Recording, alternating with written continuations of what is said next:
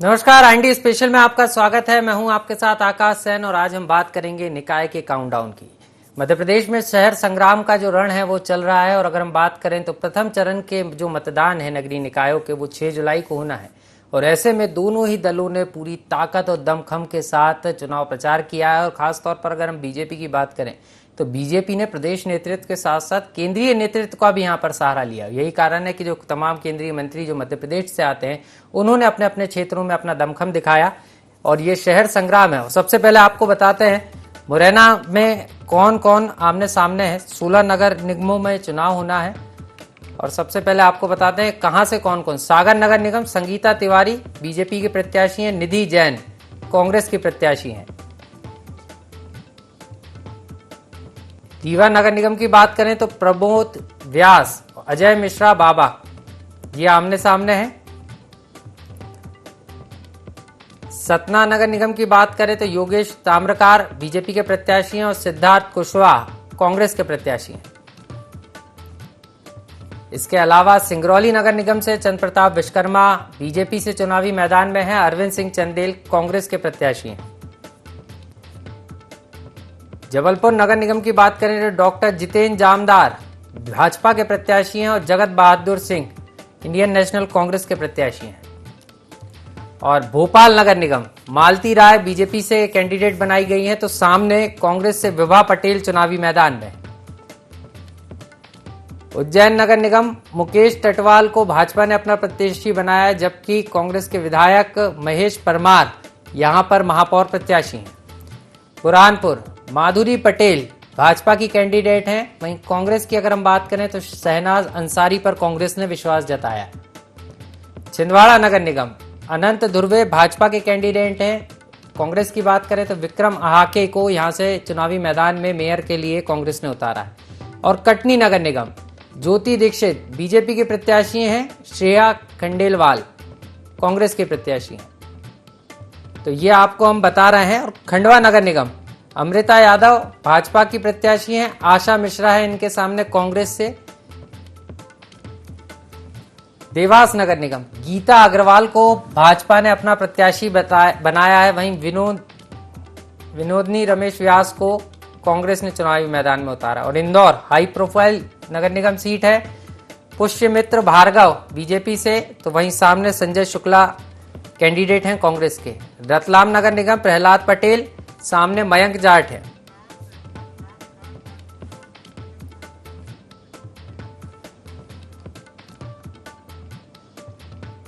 और इसी पर आज हम चर्चा करेंगे कि किस तरीके से पहले चरण के लिए दिग्गजों ने अपनी ताकत पूरी तरीके से झोंक दी है। और अगर कांग्रेस की बात करें तो कांग्रेस भी पीछे नहीं है। पीसीसी चीफ कमलनाथ ने भोपाल में रोड शो किया तो वहीं इंदौर में मध्य प्रदेश के मुख्यमंत्री शिवराज सिंह चौहान धुआंधार प्रचार करते हुए नजर आए। इसके अलावा तमाम दिग्गज भी जो है इस चुनावी समर में उतरे हैं।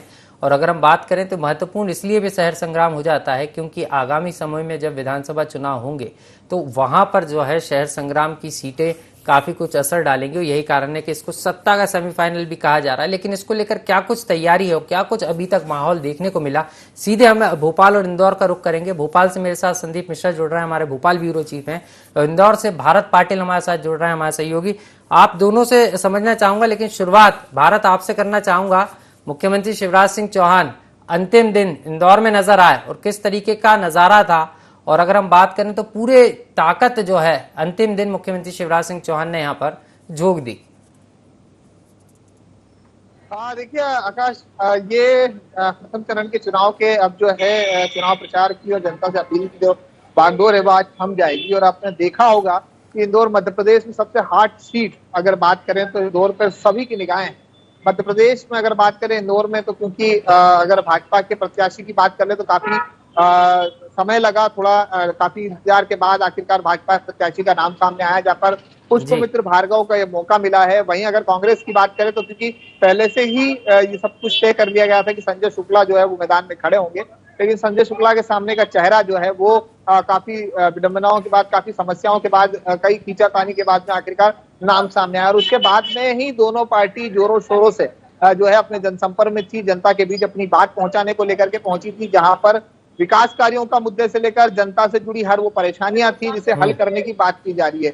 बीजेपी अपने पूर्व कार्यकाल में जितने भी उन्होंने काम किए हैं, चाहे फिर अगर बात करें तो जो केंद्र सरकार के द्वारा या राज्य सरकार के द्वारा जो जनता के हित में निकाली गई योजनाएं हैं उसके बारे में भी समझाती नजर आई है। वहीं कांग्रेस उस पर पलटवार करती हुई नजर आई कि किस तरह के कार्य किए गए, लोगों तक वो सेवाएं नहीं पहुंची है या सुविधाएं नहीं पहुंची है, उसको लेकर के जनता के बीच सामने आई। लेकिन आज जो हमने देखा कि आज अंतिम दिन था और उसके बाद में मुख्यमंत्री शिवराज सिंह चौहान खुद रोड शो पर नजर आए हैं, जहां पर देपालपुर के अलावा गांधीनगर और फिर इंदौर के अलग अलग जहां पर महापौर प्रत्याशी से लेकर तमाम वो पार्षद प्रत्याशियों के लिए वो जनता से अपील करते आए, अपने मतों का उपयोग करने की अपील करते आए कि किस तरह से कार्य किए गए। वहीं कांग्रेस की अगर बात की जाए तो लगातार, क्योंकि इस बार कांटे की टक्कर इजीली के लिए भी कही जा सकती है, क्योंकि जिस तरह के परिणाम सामने आएंगे वो वाकई चौंकाने वाले होंगे। हमने देखा है कि चौंकाने वाले परिणाम होंगे और इंदौर का रण भी भारत दिलचस्प होगा, क्योंकि अगर मेयर के मुकाबले की बात करें तो यहाँ पर बीजेपी ने नए कैंडिडेट को उतारा है, तो वहीं कांग्रेस ने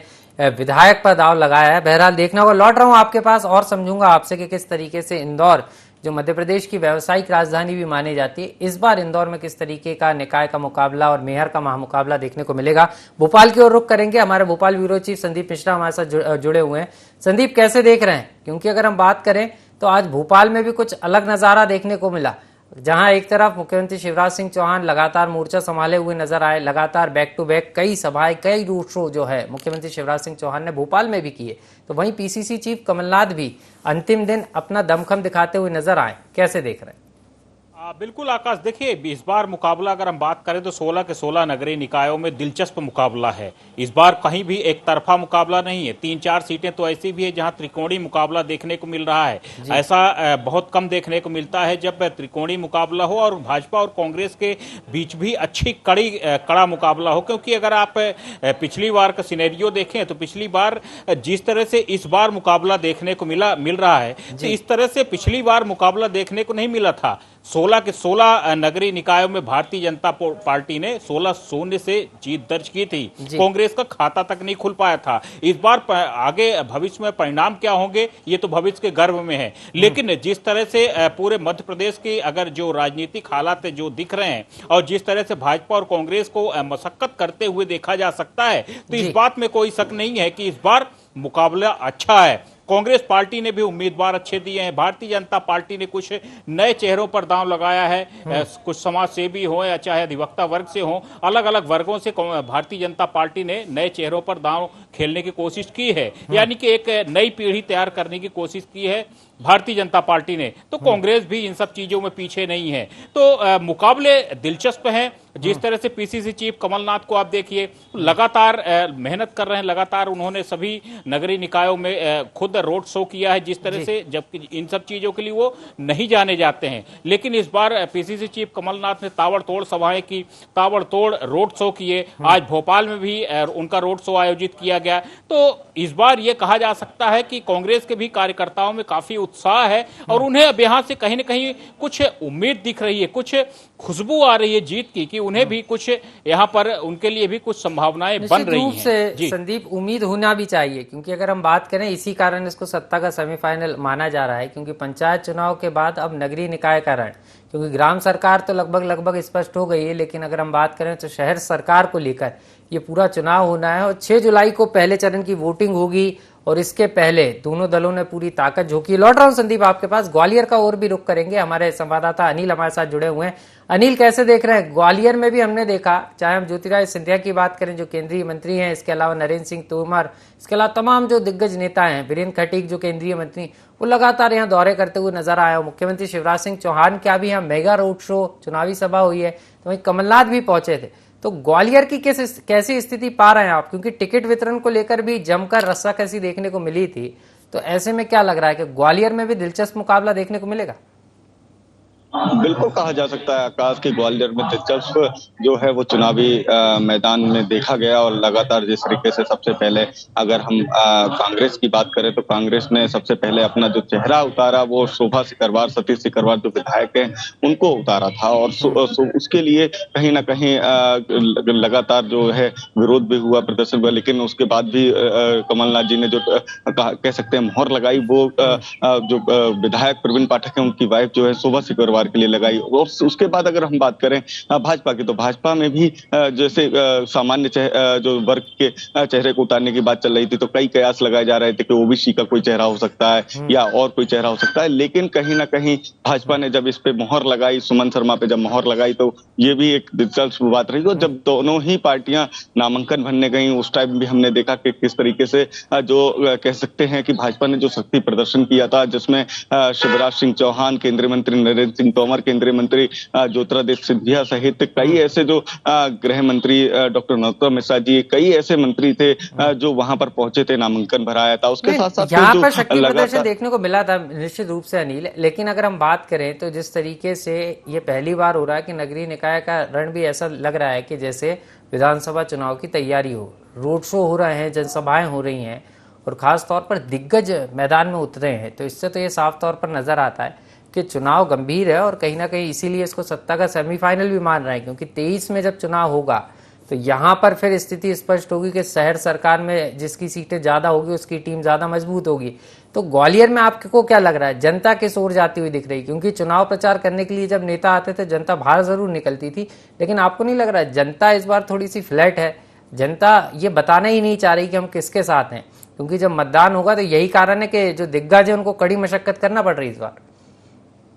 कहा जा सकता है कि कड़ी मशक्कत करनी पड़ रही है, क्योंकि इस बार जो है महापौर के दावेदार जो हैं वो 3 जो है मुख्य पार्टियां जो मैदान में हैं, कहा जा सकता है जैसे कांग्रेस पार्टी है, आम आदमी पार्टी है और भारतीय जनता पार्टी। लेकिन कहीं ना कहीं शक्ति प्रदर्शन की बात करें तो तीनों ही अच्छे से शक्ति प्रदर्शन कर रहे हैं, अच्छे से चुनाव प्रचार कर रहे हैं। और आज की बात करें तो आज जो थमने वाला है चुनाव, उससे पहले उन्होंने मेगा रोड शो किया है। भाजपा भी मेगा रोड शो कर रही है, कांग्रेस के जगह जगह सभाएं चल रही हैं, आम आदमी निश्चित रूप से मेगा रोड शो भी सभी दलों ने पूरी ताकत लगाई है। नहीं, लौट रहा हूं आपके पास, भारत के पास चलेंगे। भारत, आप कैसे देख रहे हैं? क्योंकि स्थानीय स्तर पर भी वचन पत्र तैयार हुआ, संकल्प पत्र भी आया, जनता को लुभाने के लिए वचन पत्र, संकल्प पत्र में तमाम वादे किए गए और उसके बाद क्योंकि प्रचार एक तरीके से थम चुका है, तो अगर हम बात करें तो अब कैसे देख रहे हैं? क्योंकि अब घर घर जाकर प्रत्याशी वोट की अपील करेंगे, अपने पक्ष में माहौल बनाएंगे, तो अब कैसा लग रहा है कि किस तरीके का माहौल अब दिखने वाला है?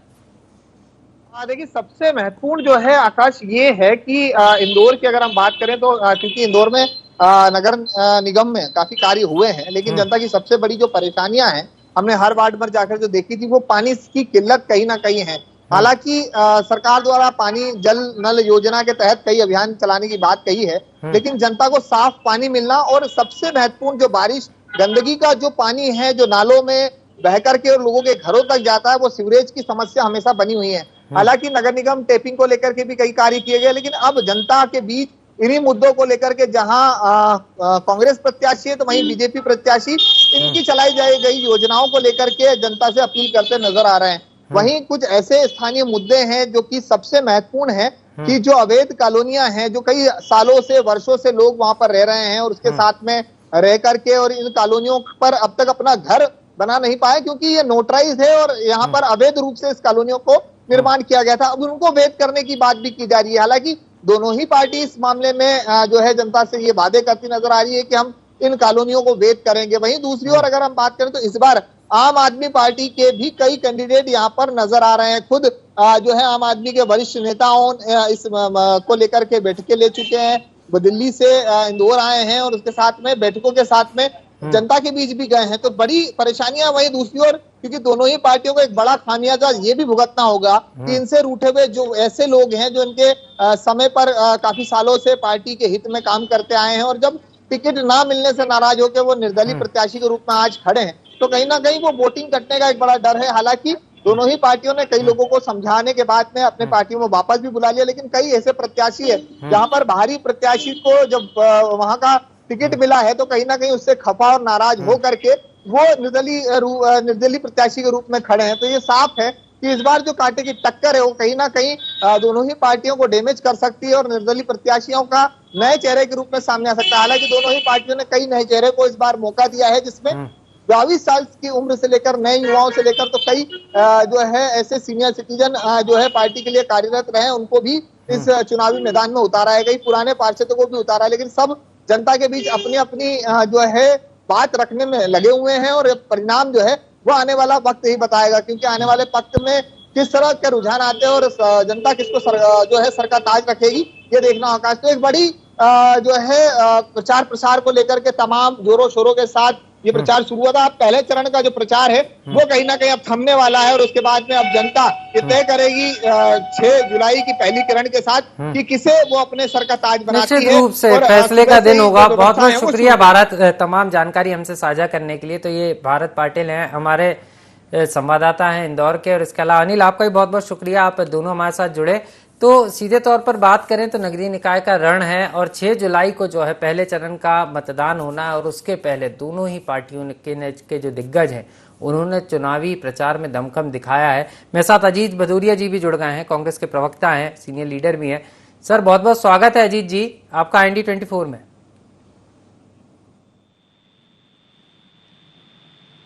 अजीत हेलो जी, अजीत जी आपको आवाज मिल पा रही है? जी धन्यवाद, बताइए। जी अजीत जी, सवाल यही है कि चुनाव प्रचार का जो पहला चरण है वो एक तरीके से थम गया है और अगर हम बात करें तो अब जो है डोर टू डोर तो प्रत्याशी घर घर जाकर संपर्क कर सकते हैं, लेकिन अब कैसे देख रहे हैं, क्योंकि तमाम जगह कमलनाथ जी नजर आए, बीजेपी के भी तमाम दिग्गज चुनावी मैदान में उतरे, तो अब इस पहले चरण को आप कैसे देख रहे हैं?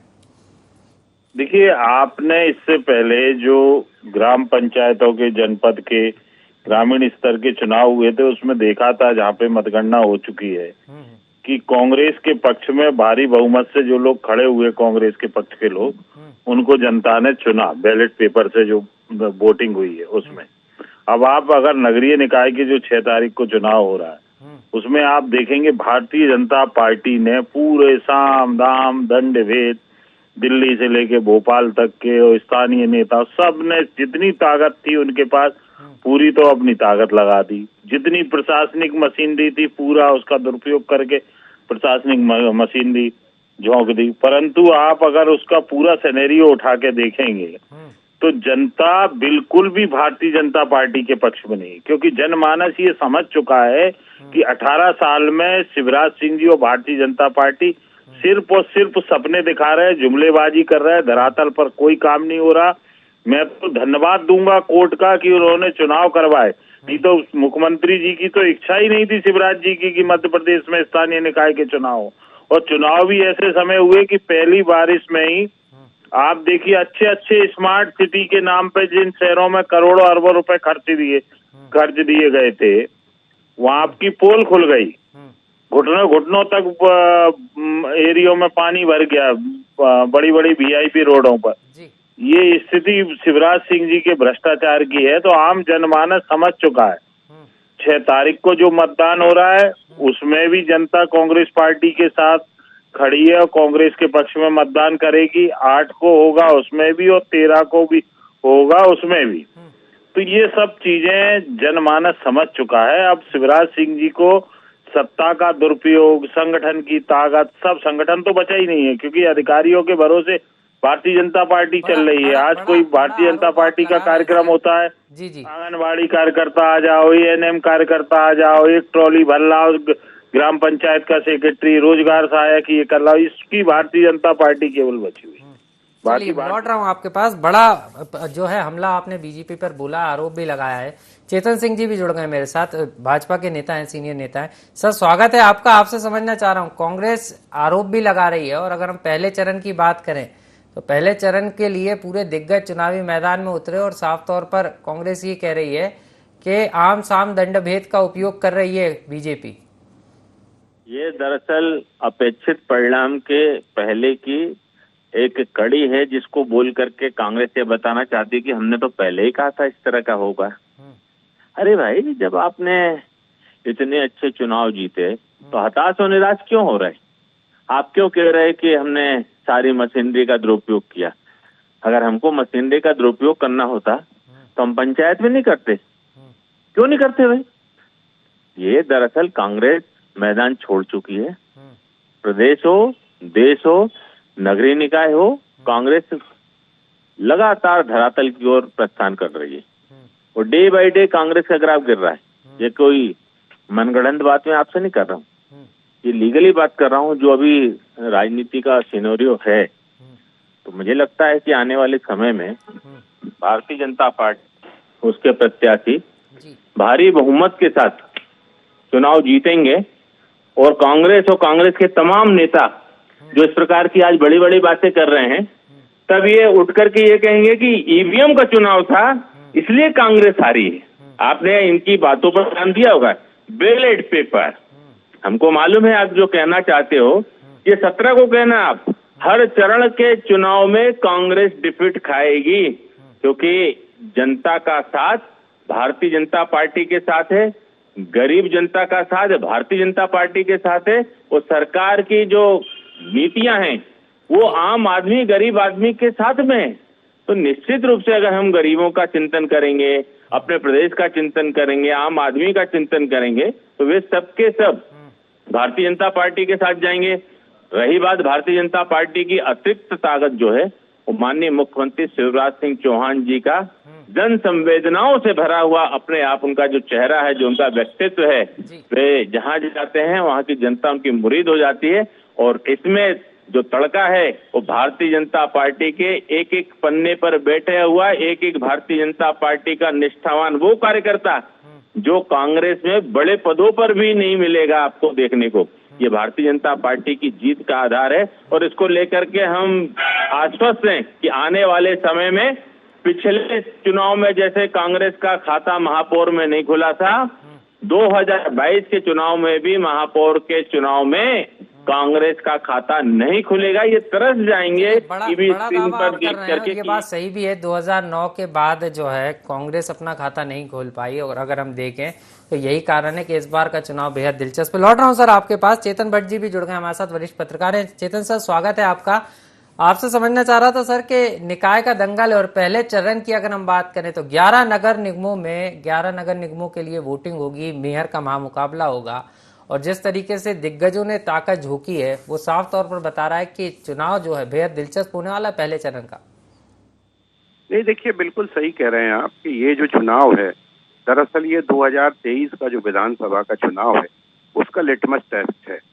इस आधार पे ये पता लगेगा कि प्रदेश की जनता का मूड किस तरफ है। अभी देखिए आपके 2018 में कांग्रेस को बढ़त मिली थी, लेकिन वो अलग बात है कि उनके अंतर्द्वंद के कारण उनकी सरकार गिरी। लेकिन अभी जो पंचायत के चुनाव हुए हैं उसमें कहीं ना कहीं कांग्रेस में एक उत्साह सृजन हुआ है, क्योंकि उसको काफी सफलता मिली।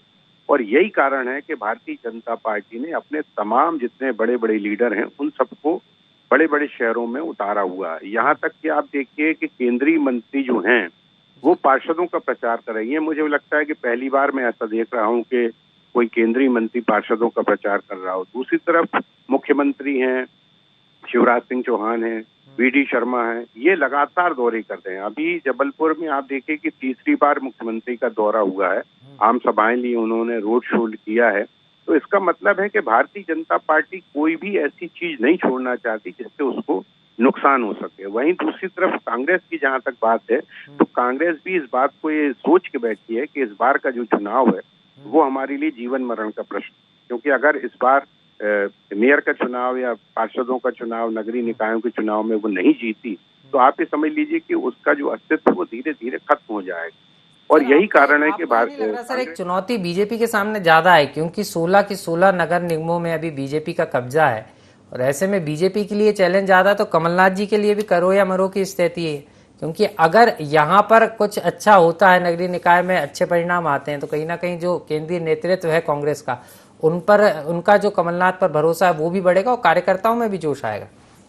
देखिए वैसे भी जब कांग्रेस में आप देखिए कि वन मैन शो है, एकमात्र कमलनाथ है जो पूरा मोर्चा संभाले हुए हैं, दिग्विजय सिंह जी हैं, अजय राहुल हैं, लेकिन वो कोई पूरे प्रदेश का दौरा नहीं करते। लेकिन कमलनाथ चूंकि प्रदेश अध्यक्ष हैं और पूर्व मुख्यमंत्री रहे हैं और एक कांग्रेस का बड़ा चेहरा है, इसलिए आप देखिए कि उनके कंधों पे इस नगरीय निकाय की जो जिम्मेदारी है वो सौंपी गई, और उन्होंने अपनी तरफ से पूरा प्रयास भी कर रहे हैं कि एक बार कांग्रेस को नगरीय निकायों में अगर 16 में से 8 सीटें भी अगर कांग्रेस जीत जाती तो वो बहुत बड़ी जीत होगी और ये भारतीय जनता पार्टी के लिए बड़ी हार होगी। तो इसलिए मुझे लगता है कि दोनों ही पार्टियां अपना पूरी ताकत जो है वो लगाए हुए हैं कि इन नगरीय निकायों के चुनाव में अगर परिवर्तन होता है तो ये समझ में आएगा कि जनता का जो मूड है वो किस तरफ जा रहा है। लेकिन सवाल इस बात का है, पता चलेगा। सर समय कम है, माफी के साथ आपको रोक रहा हूँ। अब तीनों मेहमान हमारे साथ जुड़े, आपका बहुत बहुत शुक्रिया। और हमारे संवाददाताओं का भी शुक्रिया जो हमें ग्राउंड जीरो से रिपोर्ट बता रहे थे। तो सीधे तौर पर बात करें तो 6 जुलाई को जो है निकाय का काउंटडाउन को लेकर जो है वोटिंग होना है, लेकिन अगर हम बात करें तो वोटिंग के पहले चुनाव प्रचार थमने के बाद जो धड़कनें हैं दोनों ही दलों के नेताओं की वो बढ़ती हुई नजर आ रही हैं, क्योंकि जनता 6 जुलाई को किसे अपना वोट देगी ये बड़ा सवाल है और कौन इस रण में फतह हासिल करेगा। लेकिन ये साफ है कि शहर संग्राम का जो काउंटडाउन शुरू हुआ है उसमें काफ़ी दिलचस्प तस्वीरें निकलकर सामने आएंगी। IND स्पेशल में इतना ही, मुझे दीजिए इजाज़त और आप देखते रहिए IND 24। नमस्कार।